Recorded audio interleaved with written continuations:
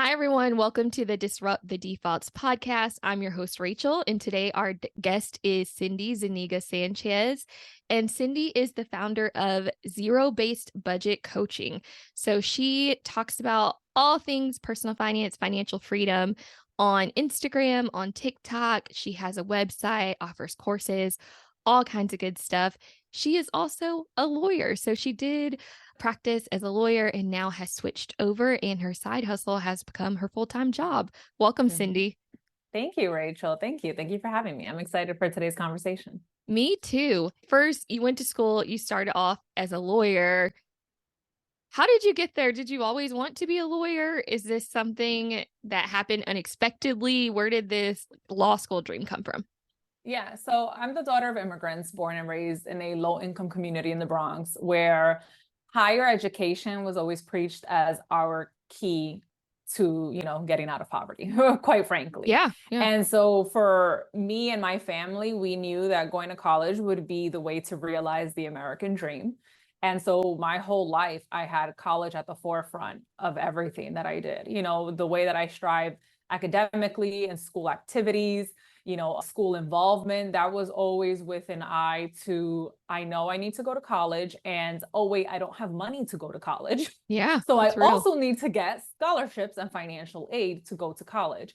And I was always very in love with the sciences, bio, chem, physics, that was my thing. And so I thought I wanted to be a doctor. And I actually went to my school, Stony Brook University, which is a university in Long Island, New York, where, they are known for all things STEM.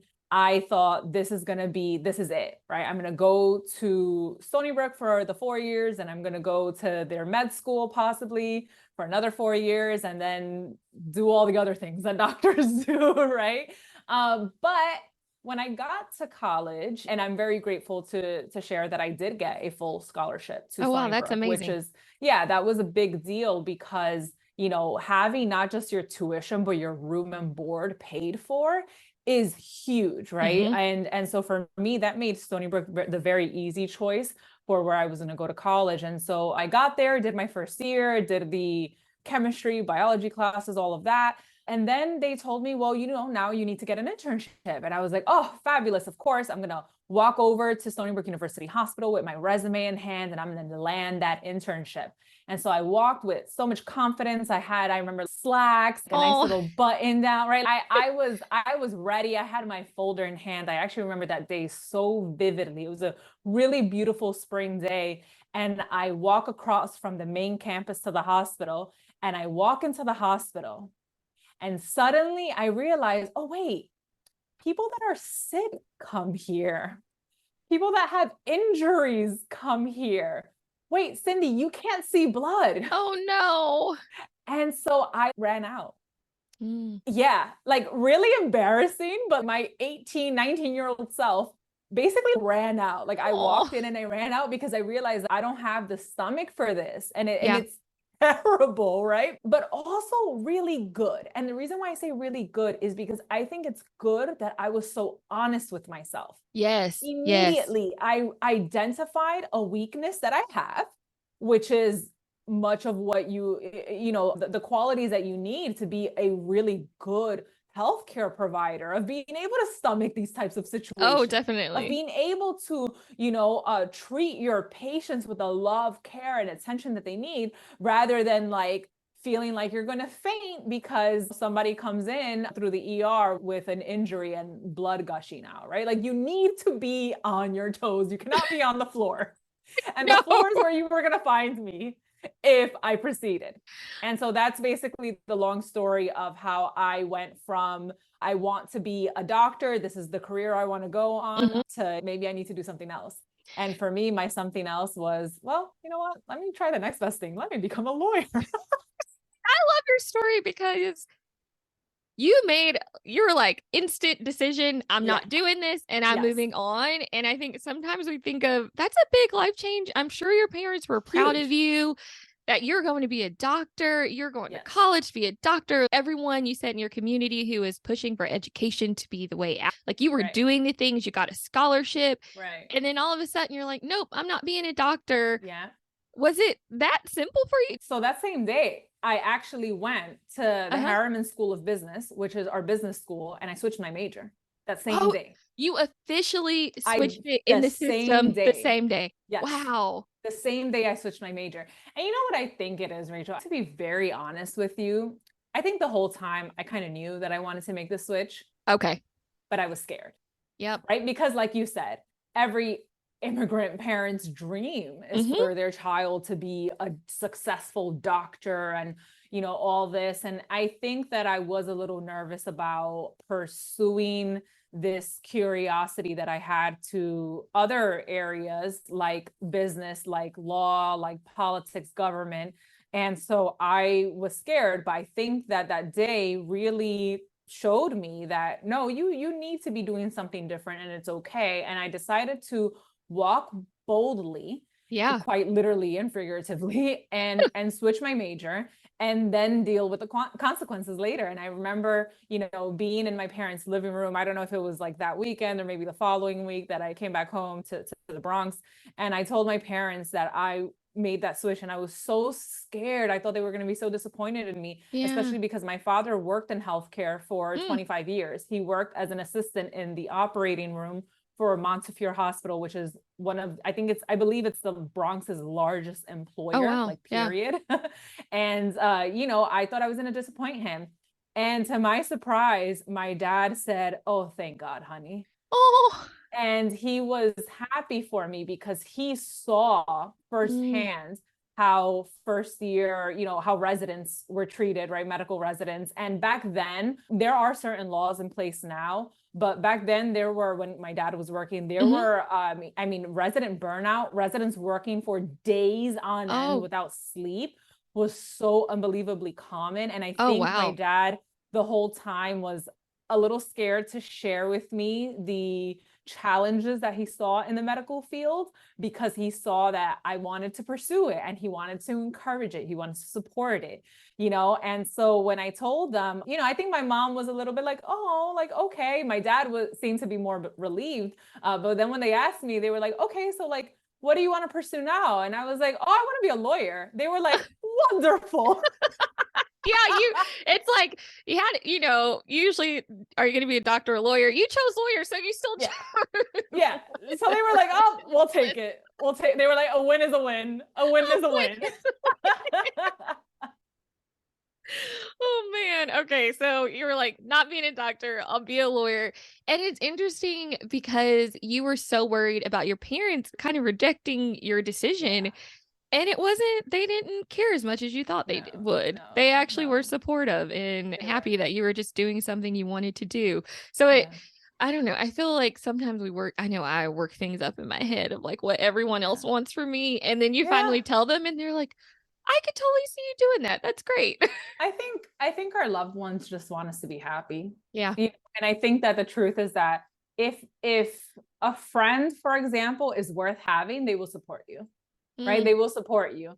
And I think your parents, at the end of the day, they love you and they want to see you happy. They want to see you fulfilled, even if they are immigrants themselves, right? That may have come to the United States with certain visions and certain dreams. They know that at the end of the day, your dreams are yours to realize, not theirs. yeah. And that's fine too. And it sounds like your dad really let you own your own dreams, even keeping back some of that information about being a resident and those sorts of things to Yep, protect your dream. I he think that's did. really sweet and a very Yeah. loving act too. Yeah. Yeah, for sure. For sure. So you decided I'm going to become a lawyer and you Yeah. got on the path for law school. It Yeah. sounds like you are someone who's not afraid to make a decision and go after it.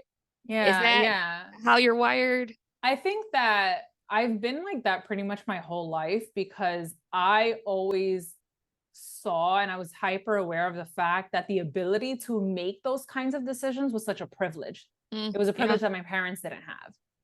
My parents came to this country poor with practically nothing. When they got married and they moved into their 1-bedroom apartment in the Bronx, which is the apartment that they still live in to this day after 50 years of marriage, they moved in with a mattress, like that. And that's all they had, Mhm. literally. And so for me, I always been so aware of the privilege that I have to make these kinds of decisions, to make the decision of, I want to go to law school instead of medical school, to make the decision of, I want to go to college, period. At all. Yeah. Right? There were so many things that I realized that, wow, what an honor to even be able to do this. And the reason why I'm able to do this is because of my parents' immense sacrifice. So, we don't confuse making decisions with being reckless, right? Because that's different. Yeah. Now, we want to make sure that our decisions are, to some degree calculated, thoughtful, true to us, without taking maybe unnecessary risks that might not lead us down the right path. Like I told you earlier, hiking the Coco Head Trail in Hawaii with my husband was not the smart thing for me to do. Okay. Even though I was the one that led us down that path. For any of you that have hiked that hike, you will know what I mean. Yeah. So by the time I got down from that, I was like, that's an example of a decision that was made on a whim. And I probably should have researched it a little bit more. And I didn't. And now we are here, and now I am gasping for air and I am melting, So it's like, there are different things that we do in life, right? But look, we don't all always make the right decisions. And Coco Head is an example of me not making the right decision for me at the time. I think you have a pretty good track record of making good ones, though. So we'll let that one go. We'll let that one go to the side. One-off bad decision. Yeah, definitely a bad one. When you decided to go to law school, what was the process like of, getting in, applying did you know what to do, or where did you go to find information and make that switch? I had no idea. I did not know what I was doing. So at the time I knew one of my girlfriends who had just gotten into law school. And then another one of my sorority sisters, actually, that I believe she was in her last year of law school at the time. And they were the closest thing to lawyers that I knew. Now, they weren't even get admitted to the bar yet or anything like that. They were just in law school, but I didn't know any lawyers. And so for me, the application process relied heavily on them. They were both the ones that eventually wound up writing my character and fitness for when I was going to be admitted to the bar, years later. And I think that's also a testament to how powerful community is, right? And how having strong relationships and, these two women, both women of color, really looked out for me in a way that I will never forget. And I'll always be indebted to them for it. A lot of it involved, asking them questions. Also the internet, the good old internet, and surfing through, different websites and looking at so many different blog posts, for those that are pre-law, so that I can understand everything about law school, from how to fund it to how to get in to what schools are good, or, everything like that. My information predominantly came from, the internet. And I mean, I know I'm grateful to live in a time where it even exists. Yep. Listen, the good old internet, it's what I rely on every day, for my business, for even when I was practicing law. And it's something that I heavily relied on, especially being, a lower income kid from the Bronx. But it gave me the access to the resources that I needed. So you have done all this research. You've talked to people who've gone through the experience of applying to law school. Law school is very expensive. Costs a lot of money. And I know you know that. You share a lot about this on your page. Yeah. What was your process there for dealing with that aspect of paying for law school? Knowing undergrad, you said you got scholarships, which was great, but I'm sure that could be intimidating going into law school thinking, this is so much money. Yeah. So I graduated undergrad with about $11,000 of debt. And that was primarily because I took a fifth year. And so my scholarship did not cover my fifth year. Okay. I did have to take out a loan. And then thankfully my sisters, my two older sisters, they helped with my tuition as well. So just for context, I went to a state school. So our in-state tuition at the time was about $5,000 for the year. So yeah, very, very different than private schools and all of that. So anyway, I had that loan that I was very well aware of, but I also suddenly needed to be very mindful of the fact that I was going to have to take on hundreds of thousands of dollars to go to law school. And I actually, it's funny because I'll cut to the chase. I graduated law school with over $200,000 of student loans. And it's funny because when I share that, people are shocked to find out that I actually had a half tuition scholarship for law school. Oh, wait, what? Yes. That's half. Yes. It's Oh, just I didn't know that that. law school is so expensive, and the interest on law school loans is so high and accumulates so quickly that people think that, oh, well, if you got a half tuition scholarship, that means that you probably graduate with, I don't know, like $50,000, right, of law school debt. Yeah, maybe Wrong. 100. Wrong. Okay. Oh. And so that, I think, is probably one of the biggest things that I was not prepared for, right? Is the sheer amount that my loans would grow to very quickly. Why? Because of the interest rate. And so, when you take on loans for, a grad level type of education, a master's program, doctoral program, etc., your loans are typically unsubsidized. And what that means is that the government is not paying the interest on your loan while you are actually in school. In undergrad, they are, because primarily you're taking out subsidized loans. So what does that mean? The government is subsidizing the interest. The government is paying the interest rate on those loans while you're in the classroom. When you're in grad school, or in my case, law school, the second those loans dispersed and hit my bank account, and also got paid to my school to pay for my tuition, the second those loans were dispersed, interest started accumulating. So Oh, while I was in the classroom, yeah. interest was growing, and I did not know that. Right? I was clueless. I didn't know how loans work. No one, most people don't know that. Yeah. Who would know that? Who does? And so for me, it was really shocking that, even though I was able to get this half tuition scholarship, I was going to be, accumulating debt really quickly. And so because I'm a big numbers person, in case, those of you listening are curious, I took out about $50,000 in loan every year, and law school is 3 years. So I took out $150,000 for law school. So 150 specifically for law school. And that's because my tuition was $50,000. I had a half tuition scholarship. So that means I had to take out 25,000 for my tuition, but I also needed to take out another 25,000 to live. Yeah, because you can't work in law school. Exactly. I needed it to cover my cost of living. And $25,000 for a whole year living in New York City is nothing. No. Okay. So, I was super scrappy when it came to everything from my rent, which was for a studio apartment in Harlem, to not dining out, like rarely. I brought my food from home to school, including snacks and all that. I was really, really careful with my money, and I budgeted it very carefully, because I knew that this is what I have to live on. Like, my parents could not financially provide for me at all. So I was wholly reliant on my loans.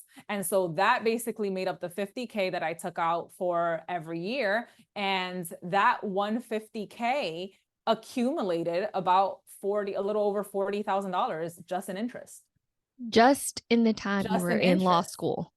So no, the time that I was in law school, it accumulated about 20,000. Okay. And that's the rest came huge. after. I know that's still a lot of money for just 3 years and you're in school. So it's not like you can do anything about it at the time. Yeah.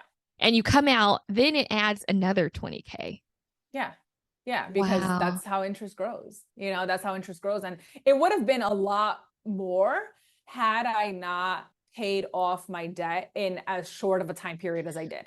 So I graduated law school. I realized, oh my goodness, like, I have all of this debt. But I also, thankfully, and which I'm very, very grateful for, I landed a job at, what is considered an AmLaw 100 law firm, which is one of the top 100 law firms in the country.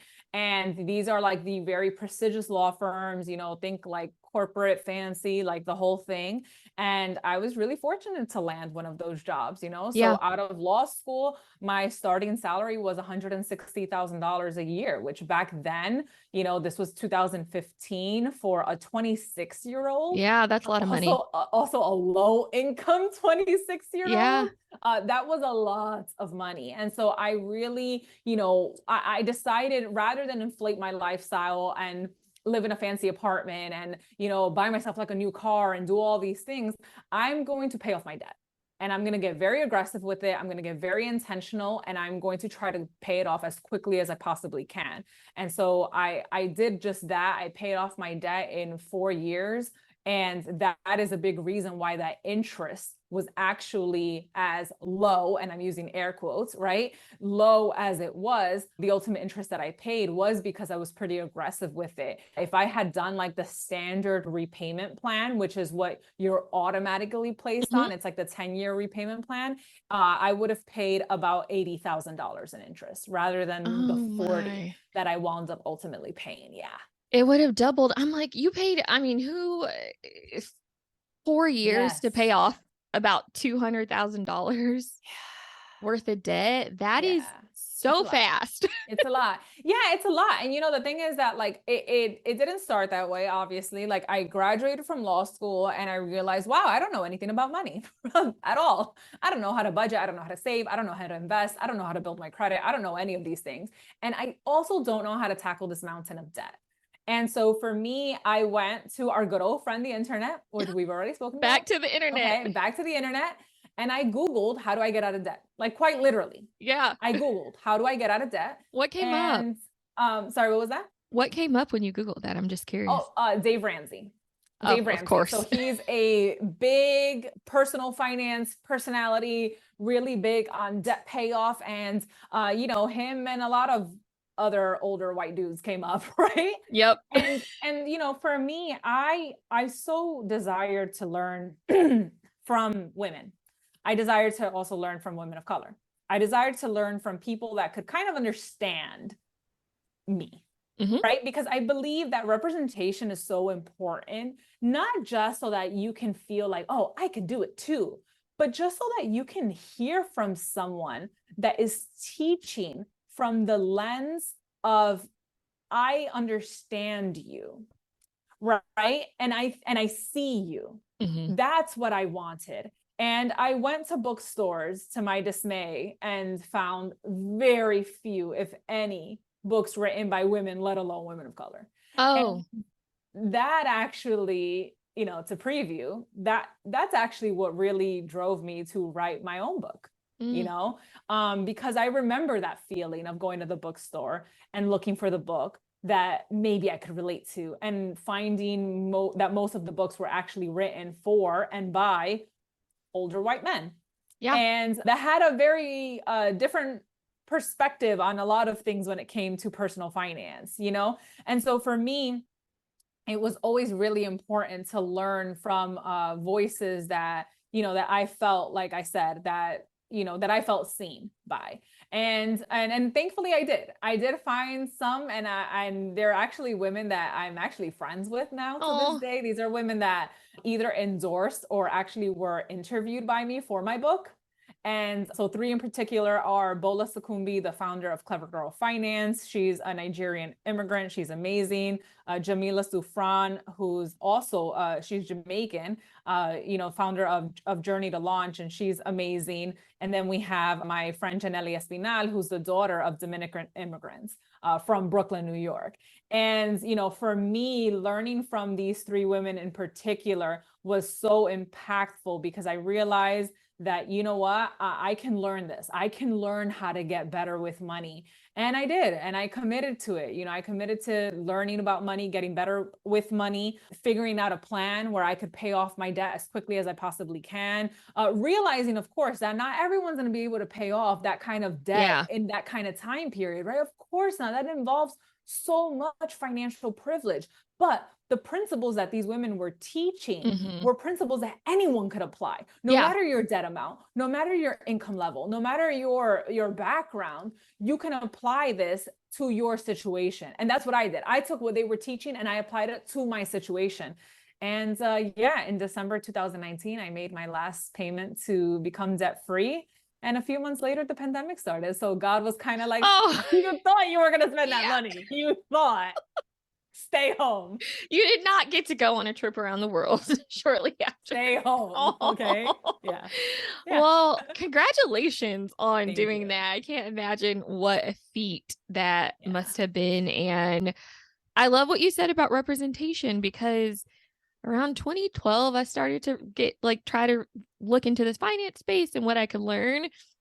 I found people I liked, but they would give advice like, oh, cut your own hair at home. I'm like, I'm Black woman with No. curly hair. I have a very specific cut. I You're like, can't absolutely cut not. this whole thing at home by Yeah. myself. I have to spend money on hair products. I use a Right. lot of leave-in conditioner. Right. And there were just certain things like ride your bike to work. My job is Yeah. 40 minutes away. Yeah. No, I can't do no. that. Yeah. Yeah. So Yeah. I love that you found people who are representing, the rest of us Yeah. who cannot follow those rules and Yeah. frankly don't really want to follow those rules because they Exactly. don't I mean, work I think it's for ridiculous us. when we hear, oh, millennials can't buy a house because they're Oh, spending their money on avocado toast.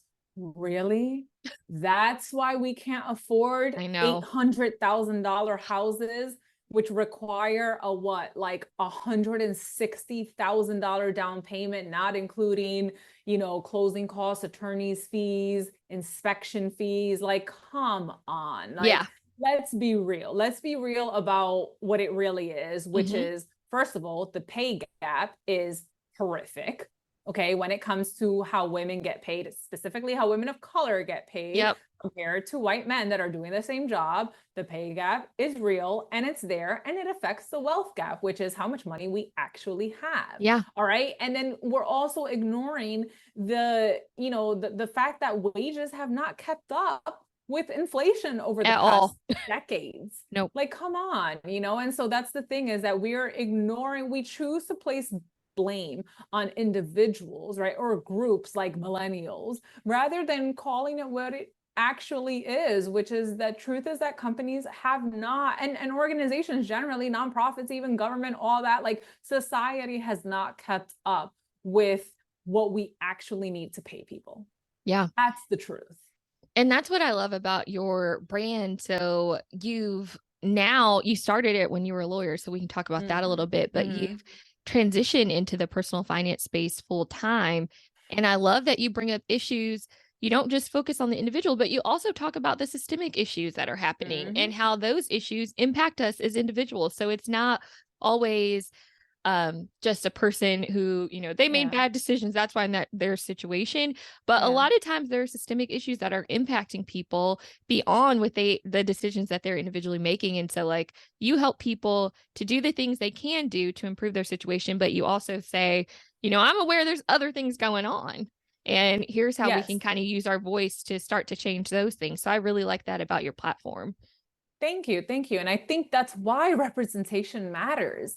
I was interviewed for an article about, what do you do when you're your parents' retirement plan, right? These are conversations that kids of immigrants, all right, or people of color, or however you identify, right? Like a lot of us in Black, Brown, Asian, Indigenous communities, these are our issues. Yeah. We're not just focusing on, oh my gosh, I'm so sad I can't buy a house or a brand new car. We're also focusing on, oh my gosh, my mother doesn't have a retirement plan. Yeah. How are you going to support not just yourself, but your parents in their retirement for however many years? Especially because in our culture, also like putting your parents in like a nursing home is seen as really taboo in our culture, right? Like, so like we have to talk about these issues from our perspectives, because our perspective matters, and because other people need to hear that too, of like, oh wait, it's not just me that's wondering how mom and dad are going to retire, or how they're going to be financially supported, or where they're going to live. These issues matter. And so for me, yes, look, I'm not saying that people should be blind to personal responsibility. We all have personal responsibility, of course, right? Definitely. Yes, absolutely. But we also need to be very mindful of the societal impact that, low wages and high inflation and racism, right? We need to be mindful of the issue, of the fact that these issues do actually impact our ability to build wealth. Oh, in a You very can't turn a tangible blind way. eye to it. Yeah. Yeah. I love that you're spreading awareness for this. I love hearing you talk about this. So you learned all these things. You started this self-education, started learning, Yes. getting more passionate about this. You're also a full-time lawyer. So how did you, as a full-time lawyer, start to build a personal finance business on the side? Like where did you find time? How did you find the energy to do that? Lack of sleep, and I was in my 20s. Okay. That combo is powerful. All right. Listen, there's nothing that you could tell me that I could not do when I was in my 20s, running on whatever adrenaline I had. Okay. You asked me to do that now, I will not be able to do that. I'm like, do But you even drink coffee? listen, so it's funny, right? Because actually, before, I would say probably like 2019, I actually didn't drink coffee at all. Oh, so Like you were in, doing this yeah, without so like in law caffeine. school, when all my Yeah. friends were like, they were wired from coffee, I didn't drink coffee at all. So I actually mean that I had like the energy that like God himself granted me, because that was all I had. Now I will have me some coffee. Okay. Best believe that. But no, I mean, honestly, I mean, I'm not kidding when I say I didn't really sleep a lot, which is very unhealthy, and I don't recommend it at all. But, I'm going to just be very honest and share that, I was very busy. I was, my schedule was packed. I had, there was no 9 to 5, right? Like, I try to explain this to people, like, when you're a lawyer, it's not a 9 to 5. It is a 24/7 period. Oh, Okay. wow. Like, I would work. Sometimes I would go in the office as early as 8 a.m., sometimes as late as like maybe like 9:30. And sometimes I would leave as early as 6:30 or as late as 3 in the morning. Wait, you just said 6:30 was early. Yeah. Oh. Yeah, exactly. Okay. So, I mean, working my kind of practice, right? Our clients demand a lot of us, right? Because our clients pay us a lot of money. That's why we get the salaries that we get. But that also comes at a cost. And the cost was my time. My time. It meant that on Saturdays, if I had to do work, I worked. Sundays, if I had to do work, I worked. Holidays, if I had to work, I worked. Right. And so for me, I was very much living that kind of like on-call doctor life, right? Oh, Without yeah. being a doctor. I still had to be very alert to the requests of clients and of course the requests of partners. I was an associate, right? So I still had to be very mindful of the kind of work that the partners expected me to deliver. And, so while all of that was happening and going on, which by the way, for the record, I genuinely enjoyed my work, right? I really, my work, it was a lot, and it was busy, and it was difficult, and it was challenging, but I really did love it. Oh, that's And, great. I did a lot of really cool work for a lot of really great clients. My firm was amazing. There are people that I still keep in contact with till this Oh, day. Truly do mean it when I say that I was very blessed to have the opportunity to work at the kind of law firm that I did, because I did have an amazing experience. It's just that the nature of the work, no matter where you go, is yeah. one that is that demanding, right? But on the side, I was really passionate about learning about personal finance. And it was something that I was able to kind of like, just get my mind off of work sometimes and just learn about how do you create a budget, right? Like, how do you improve your credit score? Like these things where my mind was still being fed, but it was just in a different way. And I would listen to podcasts, on my commute to work. I would read blogs. I started following social media accounts. I created my own social media account, which at first it was anonymous because I was embarrassed to share it. And then I did publicly share it in 2008, I think it was like August 2018. And I created that social media account because I wanted to do two things. One, I wanted to kind of have it as like my diary, right? Of like paying off debt. It was kind of like my debt-free diary, tracking, my progress, etc. And I wanted to have something that I can look back on. And then number two, it was to educate my community. I wanted to talk about money in a way that I knew my community would understand, right? And it's not to say that like, oh, to dumb things down. No, it's to translate all this Yes. confusing, boring jargon into like everyday concepts, right? Yeah. Everyday application. And so that's why I created my social media account. And really quickly, I started getting requests from family and friends to like help them with their budget, help them Mm. create a debt repayment plan, all Hmm. these things. And I was like, yeah, sure, I'll help you. And like, I didn't charge them or anything. Like, I was like, yeah, like come over to my place. And like, that's exactly how it started happening. Now, one of my friends, I went over to her place and helped her and her mom like set up a budget.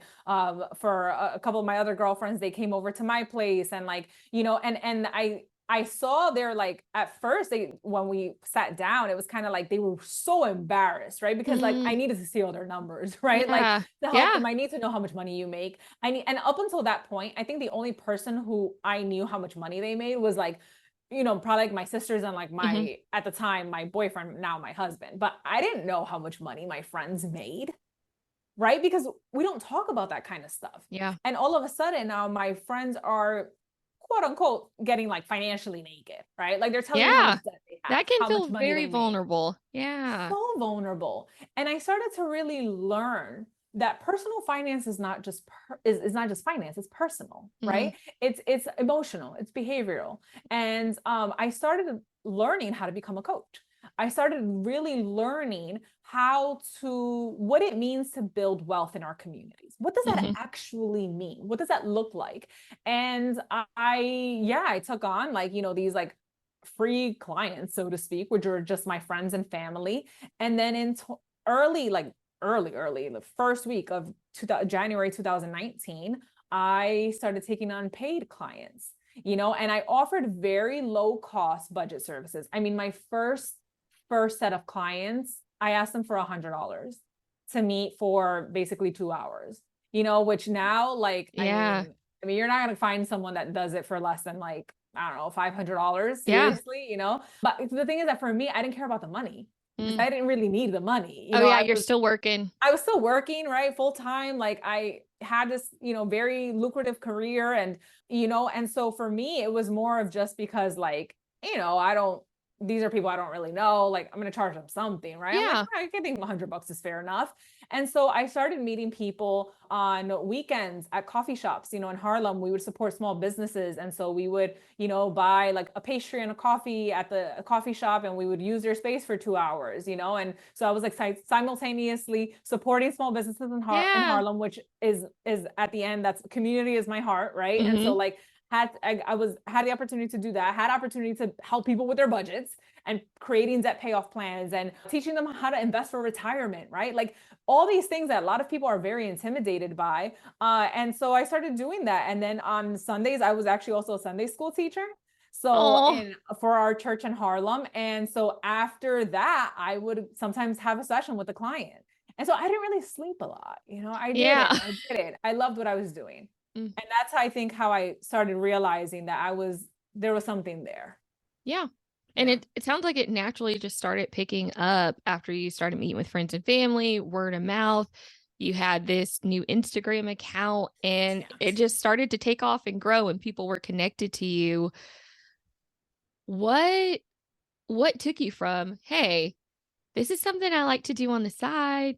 I'm getting a lot of fulfillment from it to this could possibly be a full-time job. Like I can make this a real thing, a business, a full-time job. How did you make that shift? Yeah. So, my platform started to grow a lot. I very quickly started crossing the tens of thousands of followers kind of, line and seeing like, oh wait, like people like what I have to say. Like this is pretty cool. But then my story went viral. My debt payoff story was featured in Good Morning America. It was Oh, featured on wow. Forbes and Business Insider. And I actually had, I had 3 Good Morning America features, one which was of like my actual story where the crew came to my apartment and like the whole thing, right? My platform started to really blow up. And I think I started realizing like, wow, like people actually care about this. Like this is something that people care about, but also more importantly, this is something that has impact. There's a lot of impact, there's a lot of change that can be made here and for the better. And so I still was at my full-time job, and the start of 2021 was when I started realizing that I was actually turning down a lot of opportunities that I wanted to accept, but I Okay. couldn't, because I am the kind of person that you will get my 100%. If I do not operate at 100% to you, I feel like I am doing you a disservice. So my job deserves its 100%, but so does my platform. Mhm. And I started realizing that I could not do that anymore. I Okay. So could not give my job 100% anymore if I'm trying to also give 100% to my platform. I see. So the tension just grew and grew until you had to make a decision. Exactly, Mm. exactly. And I started turning down opportunities. And then in April, I believe it was, of 2021, I decided I need to leave my job. And in May 2021, I officially left my job. And that was the hardest decision, hands Yeah. down, that I had to make. It's been almost 2 years, which is crazy to think about. It was a very difficult decision to make. People at my job were really sad. They were really upset. Partners were not trying to have me go. It was hard. It was really Yeah. hard for me. It was hard for me for so many reasons. I can't even get into all of them right now, but some from the top of my head. I'm the daughter of immigrants. This is the American dream. It is. Yeah. Fancy law firm career, and I was letting that go. High salary, at the time, my salary was about, it's probably like 260,000 base, not including bonus, at the Whoa. time. Yeah, yeah, Multiple six figures. multiple six figures, not including bonus. And I was leaving all of that. I was leaving all of that to take a big risk, because this could either work or it could actually fail miserably. And so it was a lot. It was a Yeah. lot, but I made the decision, and I do believe firmly that I was pursuing the purpose that God had placed on my heart that I was trying to ignore. I was actively trying to ignore it Mm. until I couldn't anymore. And I mean, things do happen for a reason, because a few months later, I got my book deal. So, Wow. yeah. Yeah. That act of obedience. For you, I'm curious because from what you're saying, so much of your journey, I can tell you're a planner.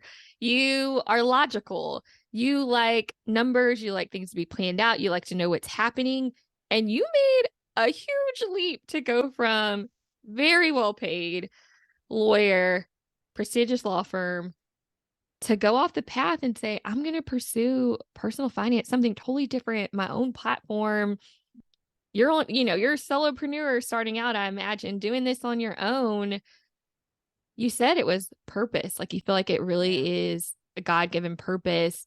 But what gave you the courage to send that note, to talk to your manager? I don't know if y'all call it managers Mhm. at law firms, but to talk to a partner or manager and actually say, I'm doing this. This is happening now. The pandemic. The Ah, pandemic. Yeah. okay. The Okay. pandemic really changed things for me. It changed me as a person that always, sometimes I felt entitled to tomorrow. I felt Mm. like Whoa. of course I can talk about the future because I'm going to be there, as That's if real. I was so entitled to that. Oh, And I think that living in New York City, being from New York City, seeing the way that my city, my home, shut down. I lived across the street from Harlem Hospital. The sirens were 24/7 during the height of the oh, pandemic. I mean, 24/7. I literally lived across the street from Harlem Hospital on 138th. Okay. And for me, my perspective on a lot of things changed. mm, And I realized that if not now, then when? yeah.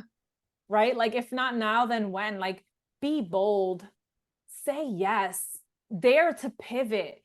Yes, you went to law school and spent hundreds of thousands of dollars on this, but it doesn't mean you're not going to be a lawyer anymore. Like, Yeah. I renewed my law license. I'm still a licensed attorney, right? If something happens, I can always go back. Hmm. Actually, I do want to go back, which is actually something that does, trip people up when I tell Yeah. them in the future, I would love to go back to Yeah. practicing law. I feel like I have a lot of skills and I have a lot to offer my community, but maybe you don't have to follow the linear path. Hmm. Maybe you can take that road that was less traveled. maybe you can be the one to show others that it's okay to take that road. Right. Yeah. And that was ultimately what it was for me. It was, let me just dare to do something different. And if it doesn't work out, then that's okay. But at least I will know. Yeah. You So for tried. me, that ultimately, like the pandemic and having this renewed perspective on life, I like, and I don't say this to be cliche at all. I say it because it was honestly how I felt at the time. I thought, I have one life to live. Mhm. Let me just go for it. Let me just do it. And that's what I Yeah. did. And Yeah. you know what? I wish I could say that since then everything has gone to the T and everything has been planned and executed so perfectly. No, girl. Nope. People now, they ask me, so Cindy, what's your 1 year plan? What's your 5 year plan? What's your 10 year plan? I'm like, look, I have a 1 week plan so Yeah. far. Okay. I'll give you that. And like, that's about it. I mean, for as obviously as a business, I have like my big picture, like Q2, Q3, Q4 plans, right? That I Of would, course. of Yeah. course, I would like to have, I got to pay rent, right? But like, are my plans meticulous the way that they were when I was a young associate? No, they're not, No. Yeah. and I'm okay with that. Mm. Honestly, I am. And Yeah. the beauty of your story too, people might say, "Oh, you were a lawyer, you worked at this law firm." But the beauty is that now that you've stepped away, you can see you are the thing that you brought to those spaces. The law firm didn't Mm, make you. Like mm, you are Cindy in whatever space you're in, whether you're mm. on an Yep, Instagram reel, yep. whether you are in IG story sharing your lipstick, which I did buy. Yes, Um, yes, whether you are, yes. in the courtroom, you Yeah. are bringing Cindy everywhere you Yes. go. And Yes. so you are the piece of this story that I think is so Oh, powerful. And thank I'm you. thankful I have the privilege of knowing you in real life and seeing how you Yeah. show up as a friend and as a human. And I know personally when I left my job, the biggest piece was that identity of not even myself, but everyone else expects me to be this person, this job title. Yeah. And now I'm not. What does that mean for me? And what I Yeah. discovered was, oh, it means I can be who I am fully without having to be attached to any job or any other person. It's just me. So, And there's freedom in that, yeah, did you have right? that experience Yeah. too? Because I think that's Yeah. powerful. Yeah. I mean, I did, but I didn't get there quickly. Mm, mhm, When I left my job, I fell into a deep state of depression, actually. mm, And I'm not someone that suffers from depression. I suffer yeah, from anxiety, but I don't mhm, suffer from depression. And I couldn't get out of bed. wow. I couldn't get out of bed. I was crying. The next Oh, day after I left my job, I habitually opened the email app on my phone because that was mm, my habit of every single morning. That's the first thing that I do. And I tried to do it and I realized I was locked out and I oh, started crying oh, because I was like, oh my gosh, what the heck did I just do? Like, why did I do this? I felt like for so long, my identity was rooted not in me, it was mhm, rooted in a title.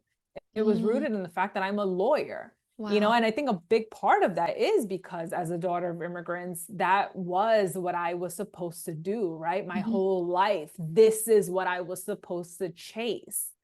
And it was hard for me. It was really hard. And it was hard to deal with for, I would say probably at least a few weeks mhm, to really kind of come to terms with things. There's also like a grieving process that you go through, which I definitely went through. And it was not made easier by the fact that my old law firm decided to throw me a going away party. mm, And because I'm telling you, like, that's how much like I truly love these people, right? yeah, And yeah, that was so hard because it was like, oh my gosh, I'm really leaving this. But I am the kind of person that I need to do things to keep me occupied and to keep mhm, my mind off of things. So I just immediately started to get to work and I pivoted. And I was like, you know what, Cindy, you left for a reason. yep, And so let's go. Let's do this. Let's get this work done. And I started working on my course. And that's what I spent basically, all the following months, like from June through, I would say August, working on my digital course. And in September, I launched it. And since then, I've enrolled about, I think it's probably like 350 students at this oh, point, wow, and like, And I find so much joy and Yeah. fulfillment in that. And you know what? Like my title, my identity is not rooted in a title anymore. It's just me. You know, I'm someone that truly loves and cares about my community. And whether that means I show up for them as an attorney Hmm. or as a personal finance educator Yep. or as just a girlfriend on Instagram stories that's sharing my favorite like makeup and skincare, as long as I keep my community first and foremost top of mind, I'll be okay. Yeah. Oh, so I'm just like, man, that is so beautiful that even though, very hard at the beginning, but now you have this freedom of, Yeah. I don't have to have a certain job title. Like Right. regardless of where I show up, I'm walking in my purpose. And Yeah. I think that's the hard thing with people who may be in jobs they don't like. Mm, And they're like, man, I want to do this other thing that feels so disconnected. mm, I don't have time for it. And the beauty is you can show up in your purpose no matter what your job title is or where yeah. you're at. I really think that you have access to that, whatever stage you're in. You've shown us that is definitely possible. You are doing it, you are living it out. And you mentioned you wrote a book. You wrote an entire Yes. book. So, like, not A only did you whole teach book. staffs and enroll over 350 people in your Yeah. course, Yeah. you wrote an entire book like through a publisher. Not like there's nothing wrong with Yeah. self-publishing, but you got a book deal, like a contract, and Yes. you got Yes. published officially. Yeah. Yeah, what was that like? What did that feel like to go through all this and then to get that book deal?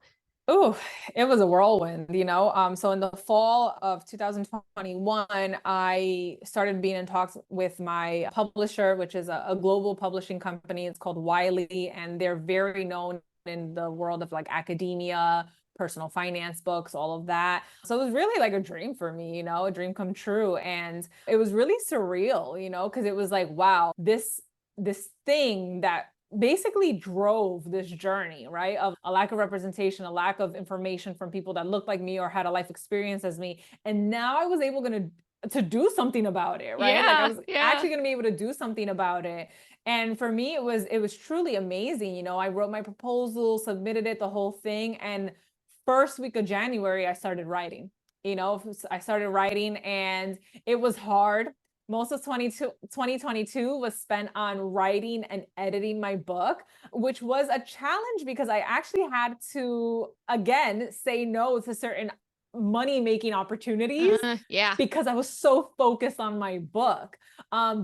But it was okay, you know? Hmm. And so I did that. And in November of 2022, my book was published. And Ah, yeah, my book is called Overcoming Debt, Achieving Financial Freedom, 8 Pillars to Build Wealth.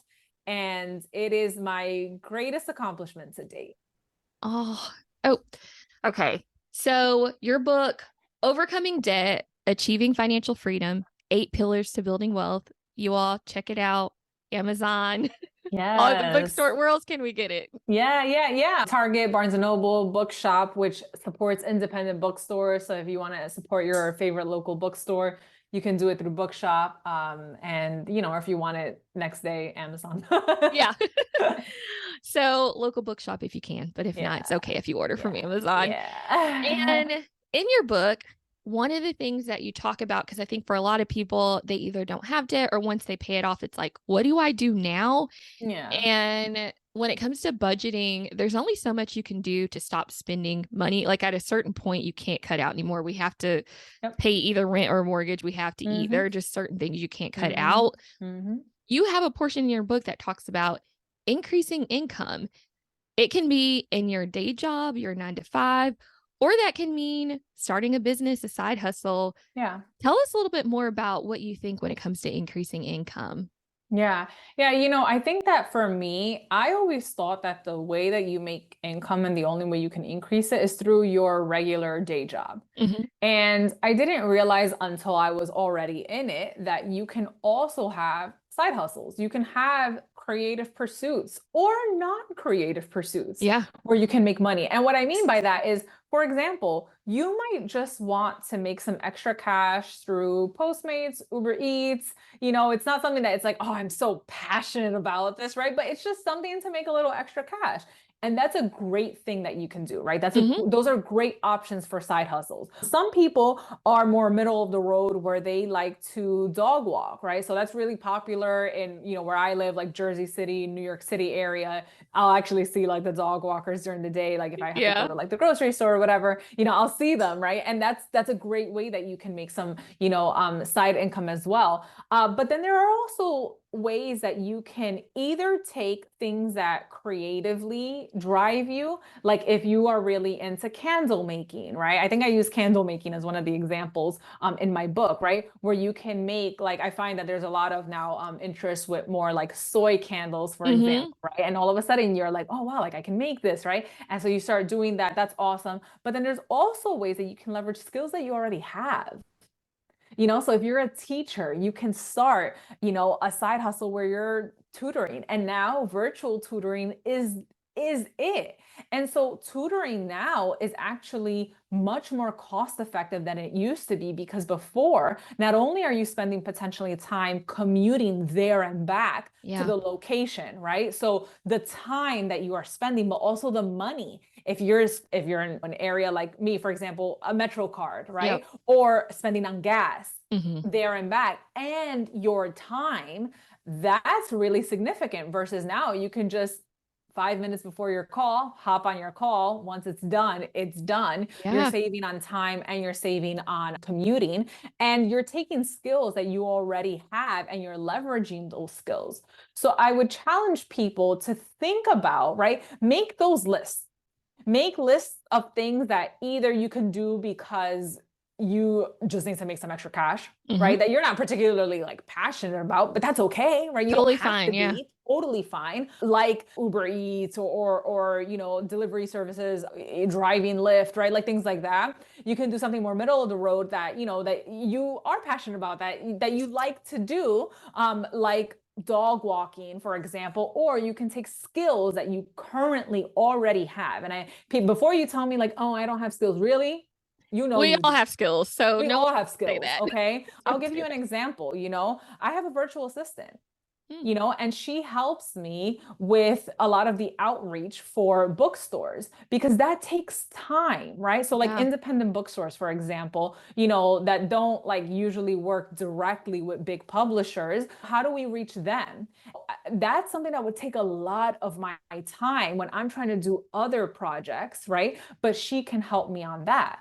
And how does she make money? Because I pay her, Yeah, because right? our You skills know, are valuable. because her skills are valuable. She's organized, she's timely, right? So if you are the kind that is organized, that loves a nice color coded inbox, right? Let me tell you, a lot of business owners do not have color coded inboxes. No, Inboxes no. are a hot mess. Right. So, like, things like that, everyone has some type of skill. And I mean, just think about it. Let's say you pick up a virtual assistant as an example, a side hustle, where you do 10 hours a week. Just assume maybe 2 hours a day. Maybe you do something 1 hour really early in the morning and then 1 hour after you're done with your regular day job, right? At 10 hours a week. Let's say you get paid, I'm going to go on the lower end for VAs in the United States. VAs abroad are very different, I understand, but I'm very passionate personally about supporting businesses in the United States. Hmm. And so I try to only hire within the United Yeah. States. And so, but I mean, you do as you see fit, but on the lower end, you're probably going to pay a VA about $20 an hour. Okay. Okay. So $20 an hour times 10, boom, we're talking $200, right? A week. A Yeah, month, we're talking about $800. and that's with minimal Working. startup cost. Do you have a Right. computer? Yeah. Right. And with exactly, Rachel, exactly, with things that you already have, your computer, because you don't need anything else really to execute your job efficiently. Maybe you're really good at graphic design and logos and things like that, right? Maybe you're really good at managing social media. Small businesses need help with that. Oh, for Right. sure. So there's so many different things that, from your own current skills, that you can do. Like I also have a social media team. And one of the girls, specifically what she does, which I love, is she actually identifies trends. So she's Ah, really on top of social media, and she okay. identifies trends, both video, like audio trends, or like, oh, these types of videos are really popular. And she will send those suggestions to the business clients like me, who are not on top of what the latest trends are. Yeah. And then I will go ahead and be like, oh, that's a great idea. So here's someone that potentially, let's say if you just really like social media, Hmm. right? That's a service that you can offer small businesses, I didn't right? So even that know small that was a businesses job. aren't like digging through like, oh, like what audios are cool. I don't know how to Yeah. make a video. I don't know how to make a reel. I'm kind of scared, right? There's so much that you can do, especially now that we're in such a digital age. And so I would ask people first when it comes to, well, Cindy, what kind of side hustle can I do? Look at those options that I just gave, right? List it out. Have a Word doc, notebook, pen and paper, and start jotting down ideas. Start brainstorming. Then the next consideration that I really want you to be mindful of is, what is the return on investment? We talked about that your startup cost would be really low if you're a VA, because what? You already have a computer. Yeah. And before you think, oh my gosh, but Cindy, that means I need to have a very fancy website and everything. No, don't do that Nope. yet, because you don't even know if you want to do this, Mm. right? You don't even know yet. So what you have as like a landing page can be a Google Doc. I'm not kidding. And I've Oh, literally wow. seen this, or like a Google form. That's Yeah. it. Huh. You on Google, go on Google, go to forms, create a nice little, it's free, It's free. Yeah. nice little like image, right? You can maybe put, like, if you have like a nice picture of yourself or a nice picture that you took of something. It doesn't even, if you're like, well, Cindy, I don't want to show my face. Here's an idea that I'll give you. Rachel, you know how I do with ideas. Oh, she's so good You with know how I do, ideas. okay? So boom, here's an idea. You take a picture of you, let's say if you're on vacation, for example, right? Where you're like on a computer, right? To convey this idea of remote work, like I got you wherever you are, kind of Yeah. thing, Ah, right? I So like you can take a that. picture like that. Or you're like, Cindy, well, I'm not going on vacation anytime soon. Great, spring is here. Go to the park. I was about to say, go to the park, go outside to your Go to the backyard. park. Go to the park. You're not going on spring break away? Perfect. Go to a park, right? You prop up your camera. As long as there's some nature in the background with the computer, it conveys this idea that you are this virtual assistant, right? That you are here, to help small entrepreneurs for their needs. And then you create a simple Google form where you can have like their name, the email, whatever. Well, Cindy, how do I accept payment? You can do PayPal, you can do Stripe, right? You can do Venmo for business, not personal Venmo. We Yeah. want to make sure that That'll get you into some trouble. we want to be very compliant with things, okay? So there's so many options, right? And you don't even need a website.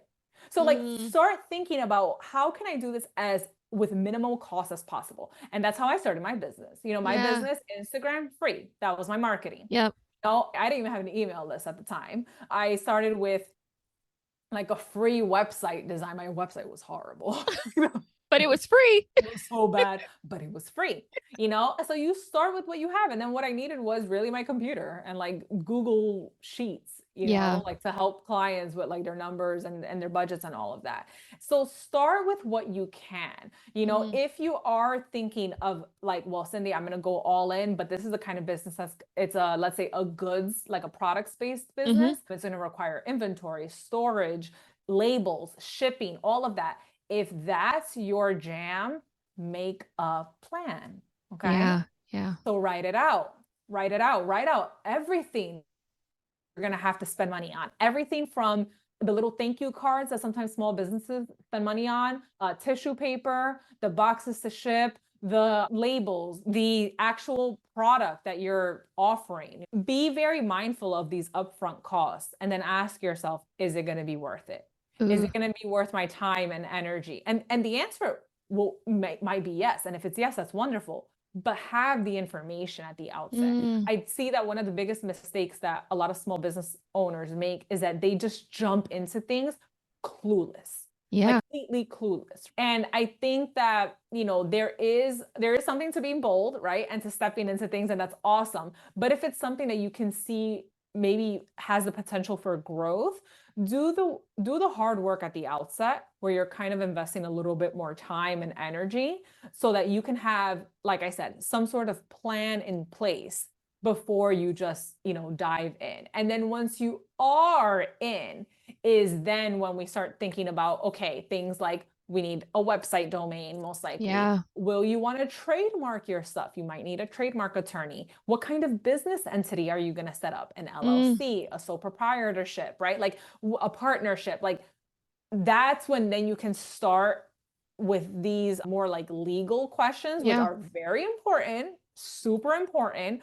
But first have the plan of like, well, what is this business going to be? How am I going to make money? How much of my time is it going to demand? And, you know, if all else fails and you're like, well, I don't really know, like go to the internet, right? Like, you know, look up, you know, startup costs for a blank, right? For a VA, for a graphic designer business, for whatever it is that you want to start to do. So you can at least have some type of an idea, because I'm sure that somebody has written about it, that they can at least give you, you know, some good points to start off of. Yeah, go in with eyes wide open. And I will say, as much as we love the internet, and I know you would agree with this piece because we've talked about it, please don't get all your business, legal, tax advice on TikTok. Don't do that. No. Please do not. It will get you in trouble real fast. Yes, like in actual trouble, like legal trouble. You know, I think that the two of the biggest things that I see is, one, how to evade taxes. Oh gosh. Right? Like, as if, first of all, as if taxes are a bad thing, right? Like as citizens, we need to pay taxes, right? Like that's how our society works. Now, there are ways that you can legally lower your tax liability, which is great. But for that kind of advice, I'm going to go to accountants. Yes. Right? I'm not going to go to some, I'm sorry, but like some like 24-year-old kid that's just like talking about like set up an LLC to avoid taxes. No, that is not why you set up an LLC. No. Okay. That is not why you do it. All right. An LLC is simply a type of business entity. And the reason why you would set up an LLC is because it is called a limited liability company, a limited liability. So let's take those two words apart. All right.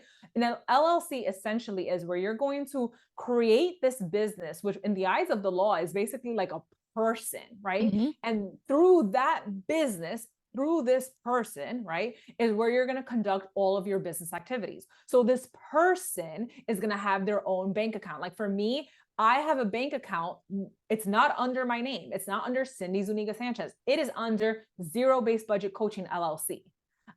Through that, I am able to receive invoices, right? I have a credit card. My business has a credit card, right? So you're able to do all these things. And it's like, well, Cindy, why then? Why does one do the LLC if not to evade taxes like TikTok teaches us? And the reason is because when you create an LLC, aka this like separate person, there are certain legal protections that are put into place. So as an example, let's say you have a food business, okay? And as a food business, you decide to start an LLC and you are selling some type of, I don't know, snacks, right? And people get sick from your snacks, right? Because something happens. Maybe there was, I don't know, a bad batch of something that you received, and you potentially face lawsuits. I know this sounds very scary. I get it. Trust me. It is scary, right? This like very litigation happy society that we live in the United States, where we just like love slapping lawsuits on people. Trust me, I get it. I'm a former litigator, right? Like, you know, it can be very scary. But what the LLC does essentially, if you operate it the right way, is that it will prevent people from being able to reach your personal assets. Instead, they will only be able to reach your business's assets.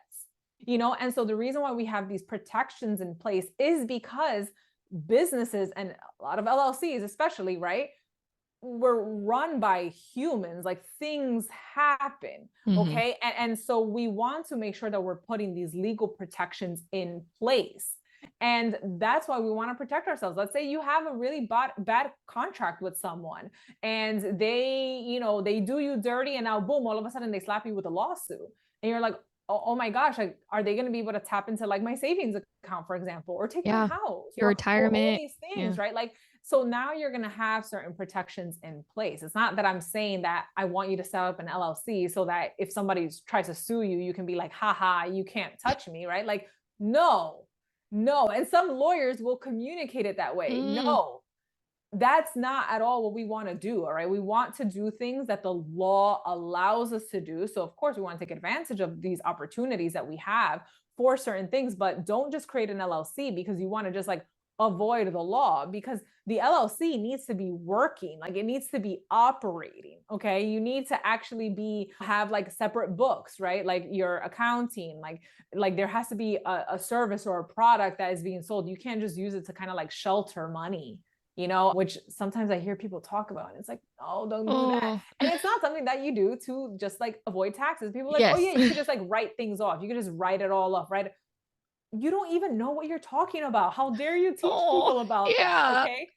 So my big lesson with this is that when it comes to legal or tax advice, if you're like, but Cindy, I love social media. If you must, at least have the people that you're listening to be licensed attorneys Yeah, and accountants. And I'm not saying that just because they're a licensed attorney or a licensed accountant that they know what they're saying, right? You have to use discernment very as true. well. I think that the ultimate way that you do things, and it's how I try to do things, is you hire an Hmm. accountant or a lawyer. And I understand that that can be very expensive. Yes, it can be an expensive part of doing business, but I would rather at the very least have a lawyer and an accountant at the very least walk me through ensuring that my business is set up to be tax compliant, or for the accountant, and that for the attorney that it's set up properly at the outset. I would rather spend money on that rather than like a fancy website, logo, branding, and photo shoot,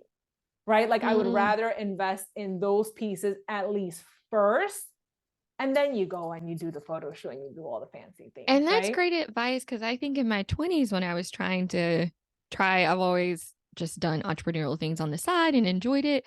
I'd be like, oh, let me plan this perfect website. Let me go Yeah. try to take perfect pictures. This looks Mm, so pretty. And mm, then I'm like, wait, how am I mm, bringing in consistent income? Like, how is mm. this working? Just clueless but I want a pretty logo. That's what, and it felt, honestly, it just felt a little less overwhelming. It was nice to go to someone and be like, can you make me a logo versus how do I need to protect myself? What legal things do I need to have in place? That's a little overwhelming sometimes. So I love that you're letting people know you don't have to have the perfect website, but once you start bringing in some money, make sure you're doing it right. Just invest that money up front. Start your business off Exactly. on the And the thing is front. that like I did it. I'm a lawyer Mm, and I hired lawyers. yeah, yeah. Like that's the thing is that yes, I'm a lawyer, but I'm not the kind of lawyer that sets up businesses. So I had a Mm, lawyer set up my business. Yes, I'm a lawyer, but I'm not a trademark attorney. So I hired a trademark attorney. Yes, okay. I'm a lawyer, but I am not a literary attorney. So I hired a lawyer to negotiate my book deal, right? Like these are things that were worth investing in because these are people that their time, their expertise is on this particular subject matter. So even though I'm an attorney and in theory I could have done these things on my own, I know better. Yeah, that's a good point too. Like there are different types of Yes. lawyers. Make sure you're hiring like a bookkeeper is different from CPA. Like make sure you're Yeah. just being really clear about what that person does and how they can help you. Yeah. Because unfortunately, there are people out there who are trying to do it all and they may be able to get it done. But again, like you're saying, you're paying for expertise to protect yourself Yes. in your business. Yep. Yep. And I think if you believe in your business, then believe that it is worth investing in. Ooh, that's quotable. If you Yeah. believe in your business, believe that it is worth investing in. Yeah. Oh, that is great. Thank you so much. This has been full of information about law school, your life, Yeah. how to start a business. So many gems dropped. If someone wants to stay in touch with you, connect with you, how do they keep up? Where can they find you? Yeah, so I'm most active on Instagram at Zero Based Budget. You can find me there. I love chatting people up on my stories. So if you ever want to just like, see like what is Cindy up to, just, check me out on there. But you can also visit my website, zero-basedbudget.com. You can learn more about me, about my work, about my book. You can sign up for my email newsletter, which comes out every other week, full of information, personal bits, etc. And yeah, what I try to do is really just have a community of people that feel unapologetically like they can bring themselves first and foremost, and not feel at all shamed about the money questions that we have. I think that that's like the biggest thing is when people when people DM me and are like, oh, Cindy, thanks to your platform, I found the courage to ask for a raise. I actually sat down and created a debt repayment plan. I paid off this credit card debt that I have had since college. Those things where people can share that with me, that to me is how I know that I'm doing a pretty good job, right? I don't Yeah. have everything figured out, but I'm doing a pretty good job because I have created the kind of space where people feel like they can, share this with me. And so, yeah, so you can find me there, connect with me. Rachel knows I'm pretty friendly. So, She is. And one thing I really like about Cindy's platform versus some others out there is that she really is non-judgmental in her approach to this. So if you're yeah. feeling a lot of shame or judgment just from some of the mistakes you made or because you don't know something, it is such a safe place to be like, oh, I don't know. And that's okay. Yeah. I really like that about your page. So Okay. check it out. Thank you so much, Cindy, for taking the time. And I hope everyone has a good day.